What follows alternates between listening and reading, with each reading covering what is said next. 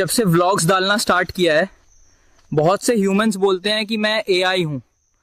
भाई मैं रियल हूं। मैं तो अभी पुलपुलडो के जंगल से हते हुए सेड़े तोतलाडो दम जाऊंगा, थोड़ा नहाऊंगा और मछली पकड़ूंगा। यार आज मेरा सपना पूरा हो गया गाइस। मेरी मेहनत रंग लाई। ये सिर्फ कार नहीं है, ये मेरा न्यू फैमिली मेंबर है। अब होगा भौकाल। दोस्तों, अपने कमाए हुए पैसों पर उड़ने का अलग ही मजा है यार। अमेरिका क्या कहता था, क्या हो तुम? आज हम बोलते हैं तू क्या है बे। लोग सोचते हैं बंदर कुछ नहीं कर सकते। भाई जी वैगन ले आए हम भी। नेक्स्ट व्लॉग में राइड पे चलेंगे, फॉलो करो गाइस। गोवा जा रहे हैं और आपको तो पता ही है गोवा क्यों जाते हैं। गोवा में जाके देखो हम क्या दिखाएंगे, तो फॉलो करो।